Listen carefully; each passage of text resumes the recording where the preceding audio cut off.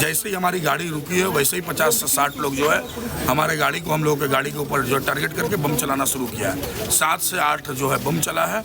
उसके बाद specially target करके हमारे ऊपर जो गोली चला है, जो 6 से 7 राउंड आप देख सकते हैं। गाड़ी के कांच में एक गोली जो है सामने फ्रंट पे मेरे सीट के सामने ही जो आके अटका है, जो गोली चला है। तो ये पूरी जो है तृणमूल कांग्रेस और पुलिस का मिलीभगत है। आज हमारा मर्डर का जो है लोग प्लान करके रखा था। नहीं हो सकता, ये तुरंत का प्लानिंग नहीं हो सकता है। ये पहले से चक्रांत किया हुआ था कि सुबह हम निकलेंगे, ठीक उस समय जो अटैक किया। पुलिस क्या किया?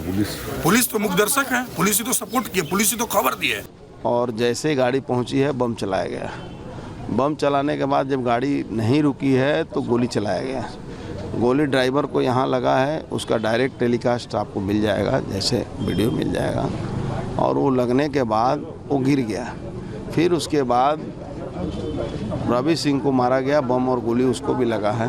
7 राउंड गोली चला, अभी भी गोली का एक पार्टिकल गाड़ी में फंसा हुआ है। ये टोटली एसीपी की उपस्थिति में कराया गया है। कल पुलिस कमिश्नर ने डायरेक्शन दिया था कि भाटपाड़ा जगदल में कोई भी बीजेपी का कर्मी यदि रास्ते पर निकलता है तो उस पर उसको जो करना है करो, हम लोग की तरफ से फ्री है। आज उसी का प्लानिंग था और वो प्लानिंग में प्रियंका पांडे की हत्या करने की प्लानिंग थी। तो सुना आपने कि अर्जुन सिंह क्या कुछ कह रहे हैं, और उनसे पहले आपने सुना प्रियंका पांडे को। प्रियंका पांडे इन्हीं अर्जुन सिंह के घर दरअसल जा रहे थे और उसी दौरान उन पर यह हमला होता है। इधर शहजाद पूनावाला क्या कुछ कह रहे हैं, ये भी सुनवाते हैं। ममता बनर्जी जी, आज सवाल ये बनता है कि आपकी सरकार में कभी जब स्टूडेंट्स नवोन्मेष अभियान चलाते हैं तो उनके ऊपर हिंसा का प्रयोग किया जाता है, बल का प्रयोग किया जाता है, और आज जब जनता के द्वारा एक बंद आयोजित किया जाता है तो उसमें भी गोलियां चल रही है। कानून व्यवस्था तो आपकी देखरेख में है। ऐसा क्यों हो रहा है ये चिंताजनक है, पर यह बताता है कि आज पश्चिम बंगाल में मां माटी मानुष नहीं, केवल गोलीबाज, बमबाज और बलात्कारी सुरक्षित है। और प्रथम दिवस से ममता बनर्जी की सरकार की प्राथमिकता बलात्कारी बचाव रही है। बेटी को न्याय दिलाओ नहीं, सबूत मिटाओ रहा है, सत्य की आवाज को दबाओ। सत्य की आवाज को दबाने की कोशिश की जा रही है ममता सरकार में। ममता की निर्ममता नजर आ रही है उन प्रदर्शनकारियों के ऊपर। लेकिन ये देखिए, ये उस वक्त की तस्वीर हम आपको दिखा रहे हैं जब बीजेपी नेता पर हमला किया जाता है। ये उत्तरपाड़ा इलाके की हम आपको तस्वीर दिखा रहे हैं जहां पर हिंसा होती है और सर फाड़ दिया जाता है। ये बीजेपी कार्यकर्ता जिसका सर फाड़ दिया जाता है और फिर उसके बाद वो ड्रेसिंग के लिए वहां पर पहुंचे। देखिए आप, जो भी तमाम वहां पर कार्यकर्ता थे एकदम खूनम खून जो है वो वहां पर खून से लथपथ नजर आते हैं। उत्तरपाड़ा इलाके से भी हिंसा की जो तस्वीर है वो निकलकर सामने आती है जहां पर बीजेपी जो नेता हैं उन पर, बीजेपी कार्यकर्ता जो हैं उन पर जानलेवा हमला किया जाता है। अब ये देखिए, इसी तस्वीर की मैं उस वक्त बात कर रही थी। ये जो बस के ड्राइवर है, आपने कभी देखा है कि बस ड्राइवर हेलमेट लगाकर चल रहे हो?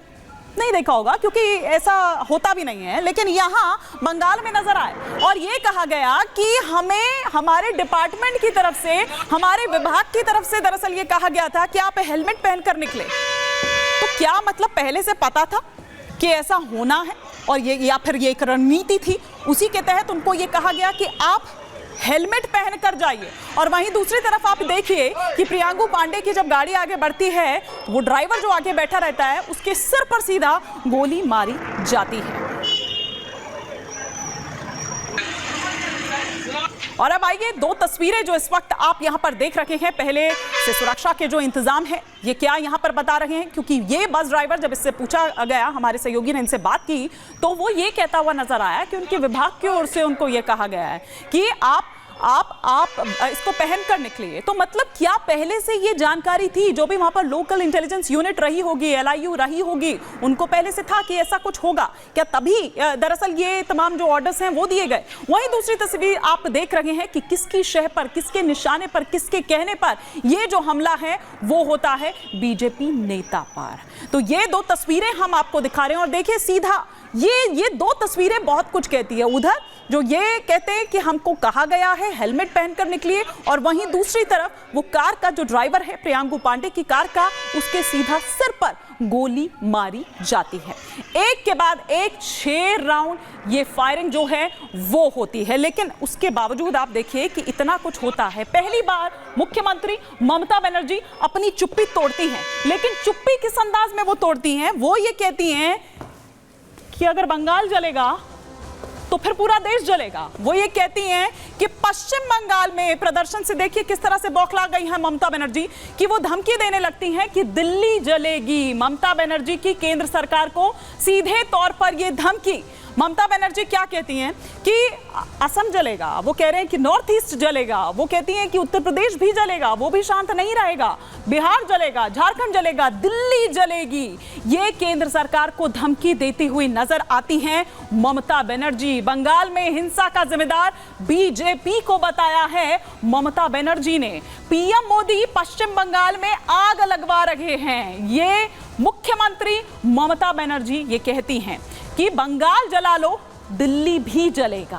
आखिर क्या कहना चाह रही हैं इसके जरिए? उकसावे की एक हम देखें, क्योंकि जब जब ममता बनर्जी की ओर से इस तरह की बात कोई बोली गई है, तो वो चाहे बंगाल की बात करें या कहीं की भी, तो वो उस तरह से दिखाई भी दिया है। आपको याद होगा रामनवमी से पहले ठीक इस तरह की बात जो है वो करती हुई नजर आई थी, और तब उसके बाद उस दिन उस रात किस तरह से वो दंगे हैं वो वहां पर भड़कते हैं। बंगाल जला तो नॉर्थ ईस्ट भी जलेगा, असम भी जलेगा, उत्तर प्रदेश भी जलेगा, दिल्ली भी जलेगी, ये कहती हुई नजर आती हैं ममता बनर्जी। सुनिए जरा। মোদি বাবু আপনার পার্টিকে দিয়ে আগুন লাগাচ্ছেন, মনে রাখবেন বাংলায় যদি আগুন লাগান আসামও থেমে থাকবে না, নর্থ ইস্টও থেমে থাকবে না, উত্তর প্রদেশও থেমে থাকবে না, বিহারও থেমে থাকবে না, ঝাড়খণ্ড থেমে থাকবে না, উড়িষ্যাও থেমে থাকবে না, আর দিল্লিও থেমে থাকবে না। আপনার চেয়ারটা আমরা টলমল করে দেবো। और इसी पर हम और विस्तार से जानकारी लेते हैं हमारे 3 सहयोगी जो कि इस वक्त ग्राउंड जीरो पर ही मौजूद हैं। जतिन हमारे साथ जुड़े हुए हैं, अनामिका सिंह काली हमारे साथ जुड़ी हुई हैं, सुमित चौधरी हमारे साथ जुड़े हुए हैं। लेकिन सबसे पहले जतिन, मैं आपका रुख यहां पर करूंगी कि ममता बनर्जी अपनी चुप्पी तोड़ती हैं इस मामले में। वो बोलती हैं, लेकिन बोलती क्या है? वो धमकाती हैं। वो ये कहती हैं कि अगर बंगाल जला तो पूरा देश जलेगा। आज बिल्कुल देखिए, इसके साथ साथ वो ये भी बोल देती हैं कि 31 तारीख को टीएमसी एक बड़ा आंदोलन करने वाली है। लेकिन सवाल वही खड़ा हो जाता है कि आंदोलन अगर करेंगी तो किसके खिलाफ करेंगी? कल जो छात्र सड़कों पर उतरे थे वो अपनी सुरक्षा के लिए उतरे थे, जस्टिस के लिए उतरे थे, सेफ एनवायरनमेंट के लिए उतरे थे। आज जो बीजेपी के तमाम नेता सड़कों पर उतरे थे वो छात्रों पर जो बल प्रयोग किया गया था उसके लिए उतरे थे, लेकिन उनको मिला क्या? कल भी हमने लाठियां चलते हुए देखी, आंसू गैस के गोले देखे। आज उन तमाम नेताओं को हमने लड़ते हुए देखा, उन तमाम नेताओं को हाथ जोड़ते हुए सड़कों पर निकलते हुए देखा, लेकिन उन्हें मिला क्या? उनको भी गिरफ्तारी कर लिया गया, उनको भी डिटेन कर लिया गया। जो तमाम कार्यकर्ता थे उनको घसीटकर बसों में डाल दिया गया। अब जब ममता बनर्जी 31 तारीख को प्रदर्शन करेंगी तो किसके खिलाफ करेंगी, ये सबसे बड़ा सवाल है, क्योंकि गृह मंत्रालय उनके पास है, पुलिस उनके पास है, हेल्थ डिपार्टमेंट उनके पास है, और बतौर मुख्यमंत्री भी वो है। लेकिन वो जो बात कर रही है कि अगर बंगाल जलेगा तो दिल्ली भी जलेगी, तो ये साफ तौर पर वो किसको और क्या कहना चाह रही है कि अगर जिस तरीके के प्रदर्शन कोलकाता में हो रहे हैं, वेस्ट बंगाल में हो रहे हैं, क्या उसी तरीके के प्रदर्शन पूरे देश में भी हो? लेकिन आप इस बात को ऐसे समझिए कि इस मुहिम को लेकर जो अभया के साथ हुआ 8 और 9 तारीख को, पूरा देश ऑलरेडी सड़कों पर है, पूरे देश में इसको लेकर प्रदर्शन हो रहा है, लेकिन सबकी निगाहें कोलकाता पे है, क्योंकि ये इंसिडेंट यहां पर हुआ। और कोलकाता में इस लिहाज से भी है क्योंकि एक महिला मुख्यमंत्री है। अगर एक महिला की परेशानी एक महिला ही नहीं समझ पाएगी तो पूरे देश में कौन और किससे जस्टिस मांगेगा? तो ये सबसे बड़ा सवाल है। और कल हम जितने भी स्टूडेंट से, पेरेंट्स से, जो भी उस प्रोटेस्ट में शामिल हुए, वो हर कोई यही सवाल खड़े कर रहा था कि हम अपने बच्चों को अगर बाहर भेज रहे हैं तो किसके भरोसे भेज रहे हैं? कोई नाइट शिफ्ट करने जा रहा है तो किसके भरोसे जा रहा है? अगर अभया के साथ जो हुआ और वो किसी और के साथ होगा तो फिर वो जस्टिस की डिमांड किससे करेंगे? जिससे डिमांड सरकारें अगर यूं ही अपराधियों को बचाती रही और इसी तरह के बयान अगर देती रही तो फिर अपराधियों के हौसले तो और बुलंद होते हैं, लेकिन जो पीड़ित हैं वो ये सोचते हैं कि आखिर हमारा क्या कसूर था। और अगर ऐसी सरकार अपराधियों को अगर बचाएगी तो फिर आम जन कहां जाएंगे? और